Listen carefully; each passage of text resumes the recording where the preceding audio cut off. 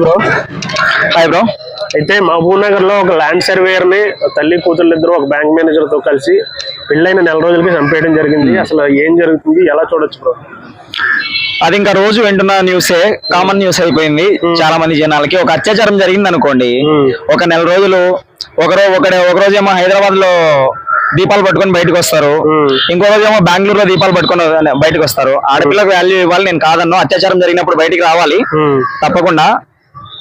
అసలు మగాడి చావుని ఏమాత్రం పట్టించుకోకుండా ఆడవాళ్ళు చనిపోయినప్పుడు మాత్రం పెద్ద పెద్ద ఉద్యమాలు చేస్తున్నారు అంటే భారతదేశంలో స్త్రీకి ఎంత గౌరవం ఉంది అనే విషయం ఫస్ట్ మనం గమనించాలి. అలా కాకుండా స్త్రీ సంఘాలు, మహిళా సంఘాల పేరుతో కొందరు రెచ్చగొట్టి మంచిగా ఉండే అమ్మాయిలను కూడా చెడగొట్టేసి స్టెప్ బై స్టెప్ అది దానికి తోడుగా ఇంకా ఈ లాక్ డౌన్ లో ఈ టిక్ టాక్ రావడము, దాని తర్వాత టిక్ టాక్ పోయినా కూడా దానికంటే పెద్ద దరిద్రమైనటువంటి ఇన్స్టాగ్రామ్ రావడము, ఇలా ఇవన్నీ కూడా వచ్చేసి ఇప్పుడు ఈ రోజు భారతదేశంలో అమ్మాయికి వాల్యూ లేదు అనే ఎవరైతే ఎందుకు చెప్తున్నారు అంటే దాన్ని అడ్వాంటేజ్ గా చేసుకుని అమ్మాయి ఎన్ని తప్పులైనా చెయ్యాలి. ఏదైనా ఒక అమ్మాయి భారతదేశంలో స్త్రీకి వాల్యూ లేదు అని అనింది అంటే ఖచ్చితంగా దాని మైండ్ లో ఉండేది ఏంటి అంటే దాన్ని అడ్వాంటేజ్ గా చేసుకుని నేను ఇష్టం వచ్చినట్టు తిరగాలి, నేను ఇష్టం వచ్చినట్టు బట్టలు వేసుకోవాలి, నేను ఇష్టం వచ్చినట్టు చేసినా ఎవ్వడు నన్ను అడిగేవాడే ఉండకూడదు. తండ్రి దగ్గర నుంచి మామ వరకు, మొగిడి దగ్గర నుంచి అన్నదమ్ముల వరకు ఎవ్వడు అడగకుండా ఉండడం కోసమే ఆ వర్డ్ వాడుతా ఉంది తప్ప ఇక్కడ క్లియర్ గా కనిపిస్తా ఉంది కదా. ఒక అత్యాచారం జరిగితే కొన్ని కోట్ల మంది దానిపైన వెంటనే నిందితులకి ఫాస్ట్ ట్రాక్ లో కోర్టులో ఉరి శిక్ష చేస్తున్నారు, కానీ మగాన్ని మాత్రం ఇష్టం వచ్చినట్టు చంపుతా ఉన్నారు. అంటే అర్థం ఏంటి? భారతదేశంలో స్త్రీకి ఎంతో వాల్యూ ఉంది. ఏదో బ్రోతల్ ముండ వచ్చి స్త్రీకి వాల్యూ లేదు అనగానే స్త్రీకి వాల్యూ లేదు అనుకోవాల్సిన అవసరం లేదు. ఎక్కడో పొరపాటున ఆడవాళ్ళు డామినేట్ చేయడం ఉంది పాతకాలం నుంచి, మగవాడు తాగి ఆడవాళ్ళని కొట్టడం ఉంది. అంటే అవి ఎక్కడో రేరుగా జరిగేవి. దాన్ని బూచిగా చూపించి స్త్రీకి వాల్యూ లేదు అని చెప్పడం అనేది పెద్ద తప్పు. రెండవది వచ్చేసి వీటన్నింటికి ప్రధానమైన కారణాలు నేను చెప్తానండి కొన్ని. ఆ కారణాలు కనుక పాటిస్తే ప్రతి కుటుంబంలో మగాడు కాదు, మగాడి శ్రేయస్సు కోసం కాదు నేను చెప్పేది, కుటుంబాల శ్రేయస్సు కోసం, ఫ్యూచర్ జనరేషన్స్ యొక్క శ్రేయస్సు కోసం చెప్తున్నా ఈ మాటలు.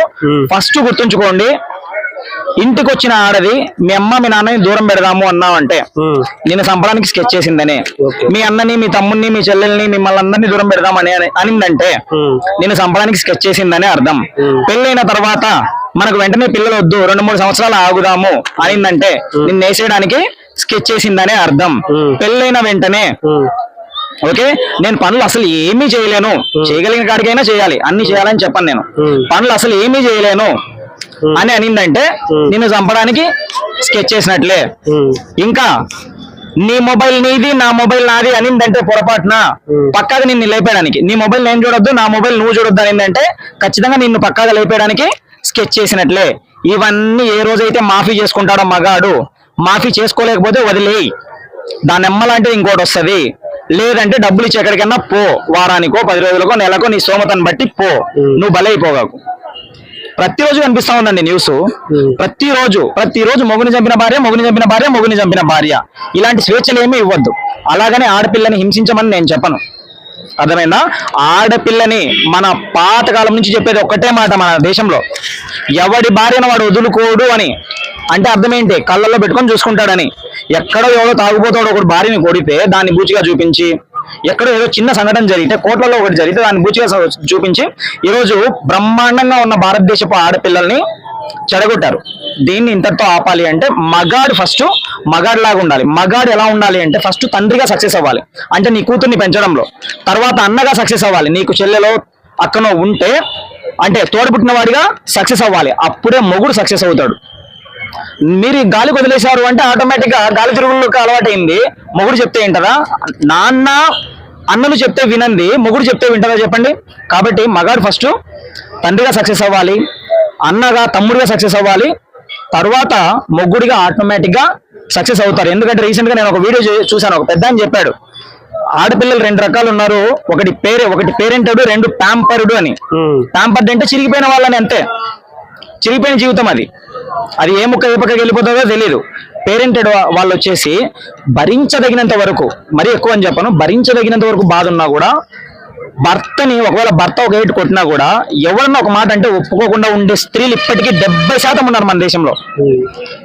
మీ 30% మాత్రమే స్పాయిల్ అయ్యారు. నెక్స్ట్ జనరేషన్ ఇంకా దారుణంగా ఉండొచ్చు. అది జరగకుండా ఉండాలంటే మగాడు ఆడదాన్ని ఎప్పుడు భయపెట్టాలో అప్పుడు భయపెట్టాలి, ఎప్పుడు గౌరవించాలో ఎప్పుడు వాల్యూ ఇవ్వాలో అప్పుడు మాత్రమే ఇవ్వాలి.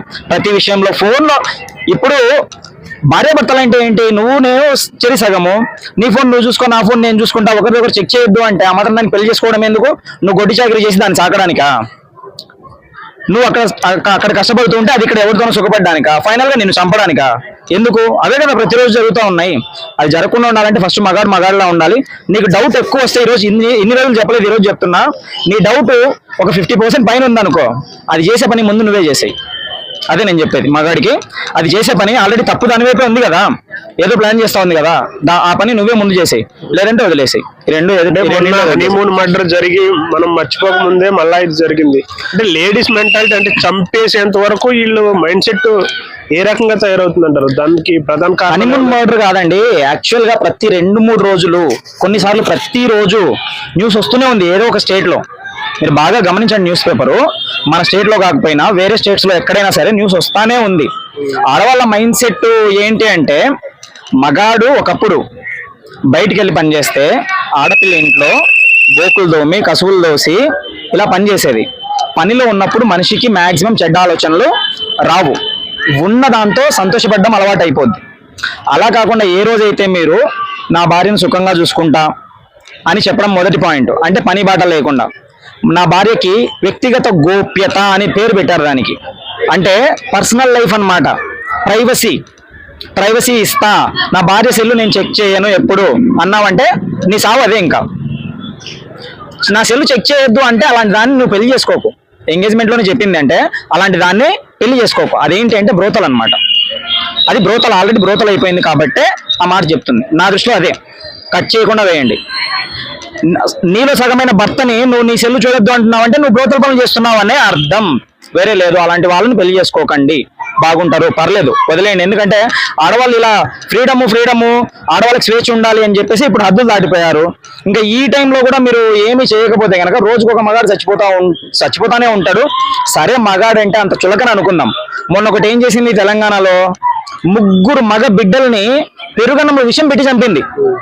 మరి ఆ పిల్లలు ఏం పాపం చేశారండి? మగాడంటే పాపం చేశాడు అనుకుందాం, పెద్దయిన మగాడు పాపం చేశాడు అనుకుందాం, కన్న బిడ్డలు 3 ఏం పాపం చేశారండి?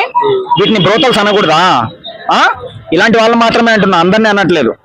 కాబట్టి మగాడులా ఉండాలి. ఫస్ట్ ఎక్కడ భయం పెట్టాలో, ఎక్కడ గౌరవించాలో, ఎక్కడ విలువ ఇవ్వాలో అలా ఉంటే ఇలాంటివి జరగవు. రాసి పెట్టుకోండి కావాలంటే. రెండో విషయం ఏంటంటే, ఇన్స్టాగ్రామ్ లో అన్ని చూపించే వాళ్ళకి లైక్స్ కొట్టకండి. మీకు చూడాలనిపిస్తే ఆ వీడియో డౌన్లోడ్ చేసుకోండి, అక్కడే చూస్తే వాళ్ళకి వ్యూస్ వస్తాయి, ఇంకా ఎక్కువ చేస్తారు. మీరు డౌన్లోడ్ చేసుకొని 1కి 10 సార్లు జూమ్ చేసుకొని చూసుకోండి. అంతేగాని అలాంటి వాళ్ళని ఎంకరేజ్ చేసి, ఇన్స్టాగ్రామ్ అనేది ఇప్పుడు ఒక వేదిక అయిపోయింది ఇలాంటి పనులకు. కాబట్టి ఇన్స్టాగ్రామ్ లో లైక్ కొడుతున్న ప్రతి మగాడు కూడా మగాడికి శత్రువు అనే నేను చెప్తాను.